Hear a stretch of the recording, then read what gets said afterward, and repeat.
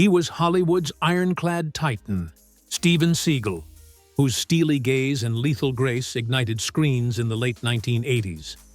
Under Siege crowned him a legend, but beneath the glory lay scars, crumbled marriages, a fading empire, and battles fiercer than any film.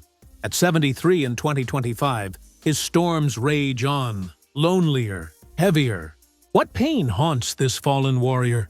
It pierces the soul to realize that the man once hailed as Hollywood's indestructible colossus once fought for every breath. Long before the cameras rolled, before the world chanted his name, Steven Seagal's life was a fragile skirmish against his own body. Born on April 10, 1952, in Lansing, Michigan, he entered a world of modest grit. His father, Samuel Seagal, a high school mathematics teacher, wielded logic like a quiet sword, his lessons delivered with the precision of a master craftsman. His mother, Patricia Ann Fisher Seagal, a medical technician, moved through hospital corridors with weary hands and an unyielding spirit. Her days spent mending others while her heart anchored her family. Theirs was no house of wealth, but a sanctuary of sacrifice, where every dollar stretched thin, every comfort hard-earned, and loved the thread that wove it all together. Steven, their delicate center, arrived not with vigor, but with the labored wheeze of betrayal. Asthma coiled around his childhood like a relentless shadow, stealing the carefree joys his peers claimed without thought. Picture a boy of 5, his chest heaving against Michigan's biting winters, each inhalation a hard-won prize, each exhale a fleeting reprieve.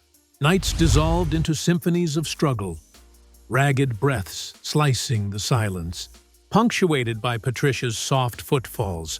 Her vigil a mother's desperate prayer. She hovered by his bedside, fingers tracing worry across his brow, her heart fracturing with every gasp, whispering hopes that dawn might bring relief. Outside, neighborhood children darted like sparrows under boundless skies, their laughter a cruel taunt filtering through frosted windows. Steven pressed his palm to the glass, eyes tracing their freedom, a pang of exclusion cutting deeper than any physical ache. At school, ignorance bred cruelty. Classmates' taunts, weakling, gasping ghost, landed like unseen blows, carving invisible scars on a spirit already bruised. Guilt shadowed him, a boy aware of the toll. Doctor visits draining meager savings, sleepless nights etching lines on his parents' faces, dreams deferred so his might endure. Fate's bitter jest was that his fiercest foe lurked not in some cinematic villain, but within his own chest, a battle no child should fight. By 1957, as Steven turned 5, desperation crested. Michigan's merciless winters tightened asthma's grip, threatening to snuff out his fragile light. In a heart-wrenching leap of faith, Samuel and Patricia uprooted their lives, leaving behind Lansing's familiar streets for Fullerton, California, chasing air that might let their son breathe. The journey was no triumphant march, but a pilgrimage heavy with fear. Samuel shouldering heavier burdens to provide, Patricia carrying the silent grief of uprooted roots. California's golden light welcomed them, its warmth a balm to Steven's besieged lungs. For the first time, air flowed freely, his frame filling with the sweet rush of possibility. The shadows of frailty lingered in his slender build and restless gaze, but from that crucible bloomed a spark of defiance. He watched, absorbed, dreamed not of weakness, but of power. "The sun gave me life," he later murmured, voice thick with memory, evoking the liberation of a child tasting freedom after years of confinement. It was rebirth, a victory surpassing any future reel of glory. In that sunlit sanctuary, the foundation of a warrior took shape. Body mended, spirit forged unbreakable. For a boy who once bartered for breath, strength transcended dream. It became destiny. That destiny carried a 22-year-old Steven across the Pacific in 1974 to Japan's enigmatic shores, a land where tradition guarded its secrets like a samurai's blade. The mid-1970s dojos of Aikido were sacred fortresses, their thresholds barred to outsiders, their rituals woven with centuries of discipline. Yet Steven, still etched with the ghosts of his frail youth, stepped into this world with nothing but resolve. His body, though mended, bore the memory of limitation. His spirit, however, burned with an unyielding hunger to prove himself. Fate placed Miyako Fujitani in his path, a black belt daughter of an esteemed Aikido master in Osaka. She was strength incarnate, disciplined, graceful, a teacher in her own right. Their meeting was more than romance. It was a convergence of destinies. Miyako was his bridge to a culture that tested him mercilessly, her quiet encouragement a lifeline in a sea of skepticism. The dojos were unforgiving. Every fall bruised his body, every doubtful glance from masters bruised his pride. Students eyed the American interloper with suspicion. Masters tested him with relentless rigor. "Gaijin," they whispered, the word sharp as a blade. Foreigner, outsider, unworthy. Training broke him daily, slammed to the tatami until bones ached, forced to rise as muscles screamed. Nights in Osaka were lonelier still, the foreign streets colder than Michigan's winters, doubt whispering he'd never belong. Bruises bloomed beneath his white gi, wounds unseen but deeply felt. Yet each dawn he returned, bowing low before those who doubted him, his will a quiet rebellion against their disdain. Miyako's voice steadied him, her words a reminder that Aikido's true language was endurance. By the late 1970s, the tides shifted. The outsider who sparked skepticism began to command respect. His throws grew sharper, his movements fluid as water, heavy as stone. He no longer mimicked Aikido, he embodied it. The dojo entrusted him with instruction, then management, a rarity for a Westerner. Steven Seagal became one of the first Americans to run an Aikido dojo in Japan, a triumph carved in sweat, blood, and unyielding will. For the boy who once gasped for air, standing among masters was a victory beyond measure. But Japan was a chapter, not the saga's end. The dojo's sacred walls, though hallowed, felt too small for his ambition's blaze. A restless fire burned within, urging him toward a stage vaster than any mat. The boy who fought invisible battles in his lungs now dreamed of conquering the world's grandest arena. In the early 1980s, he returned to America, not as the hero he'd become, but as a man caught between worlds, the disciplined serenity of Japan and the restless pulse of Hollywood. In 1983, at 31, Steven opened an Aikido dojo in West Hollywood with partner Haruo Matsuoka, a modest space echoing Osaka's rigor. It was no glamorous return, but a grind. Empty mats, piling bills, and the weight of doubt. Students questioned Aikido's quiet power. Creditors questioned his solvency. The dojo swallowed every dollar, demanding endless hours of teaching. Nights found him alone, sweeping floors under dim lights, unpaid invoices scattered like fallen leaves. Los Angeles was not Osaka. Respect came slowly, money slower. The dojo teetered on collapse, its future a knife's edge. Yet Seagal refused to break. He took side work as a martial arts coordinator for films like The Challenge, 1982, and Never Say Never Again, 1983, small victories that kept the lights on. Behind the camera, he watched stuntmen mimic what he'd bled to master, each moment fueling his hunger to stand before the lens, to show the world the foreigner who'd conquered Japan's dojos could conquer Hollywood too. Agents dismissed him, executives scoffed, doors slammed before they opened. To them, he was a broke martial artist chasing a fading dream. But Seagal had been the frail child, the mocked foreigner, the teacher sweeping empty floors. Doubt was an old foe, and he'd outlasted it before.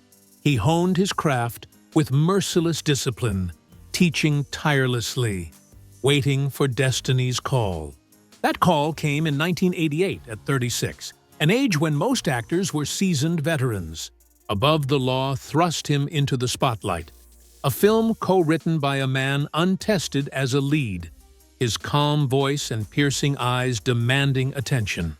His fights were no choreographed spectacle, but raw, authentic displays of mastery.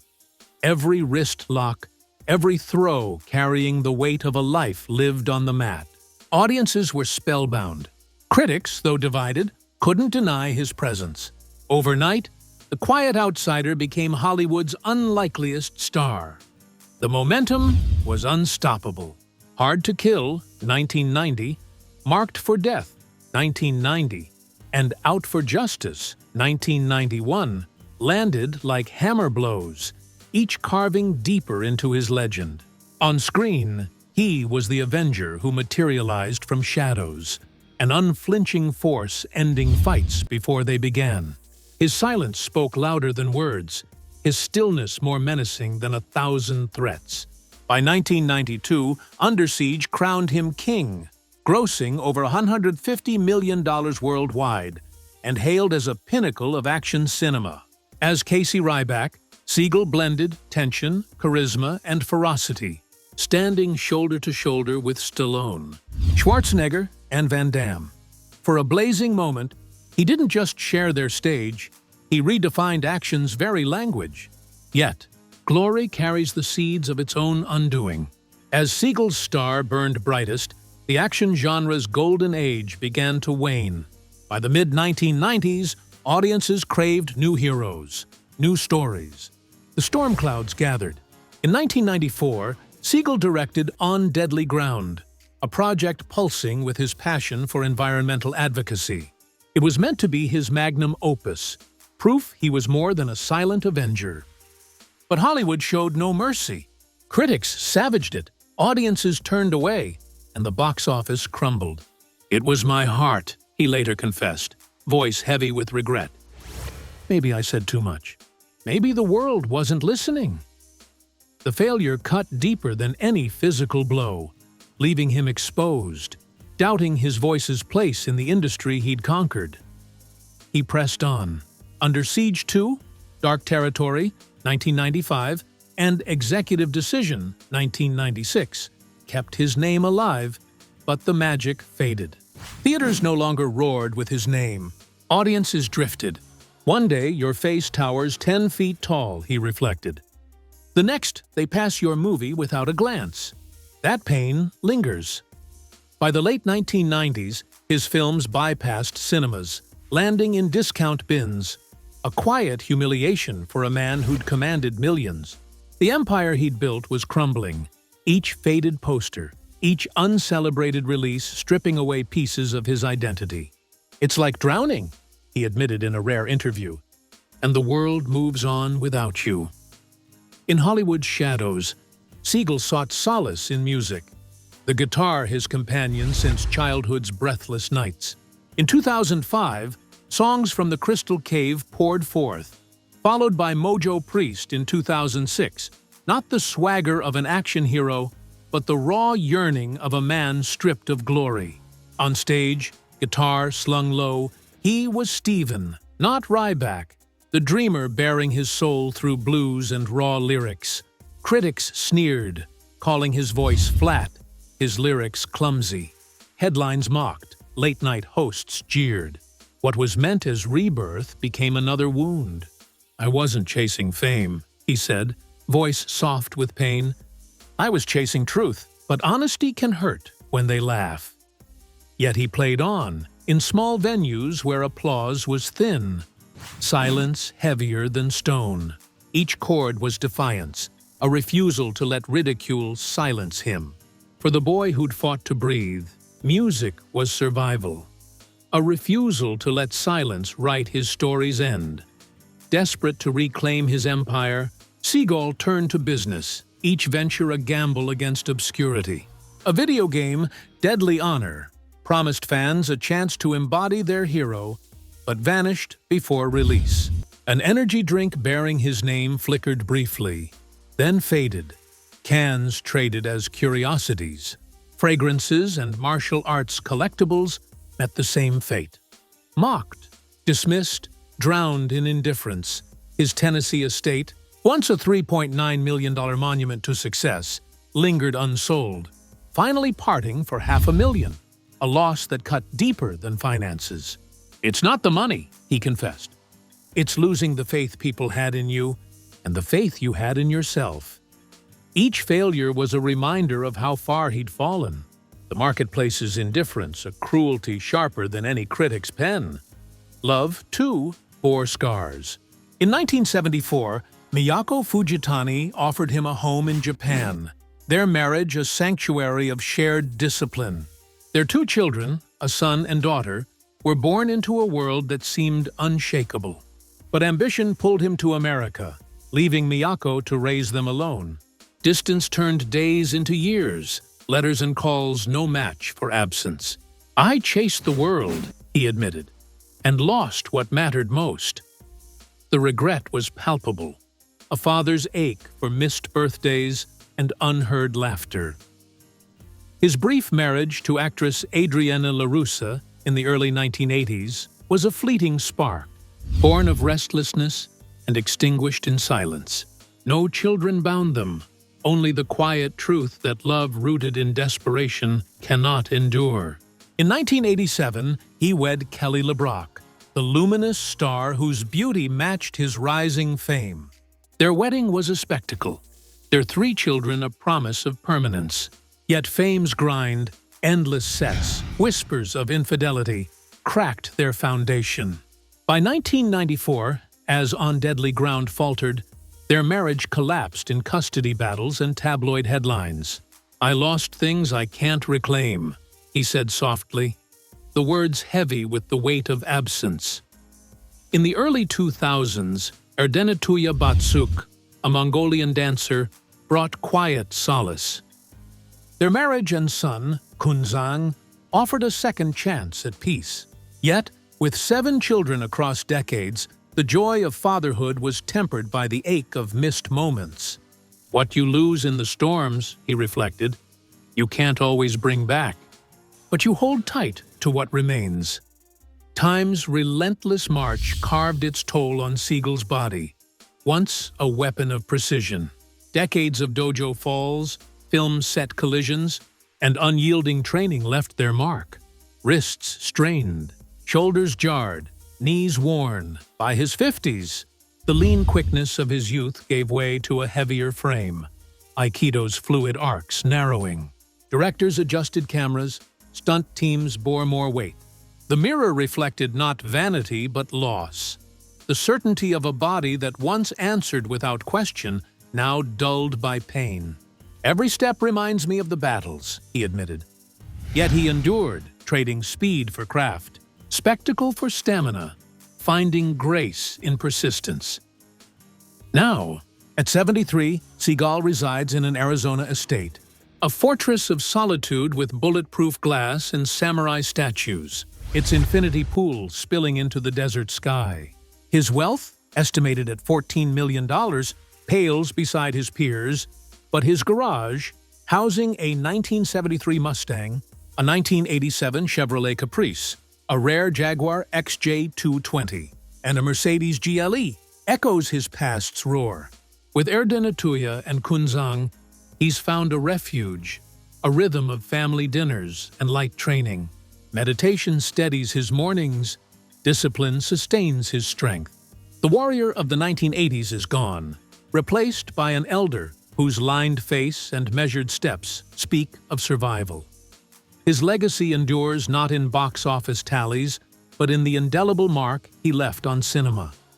His stillness, his ferocity, his authenticity.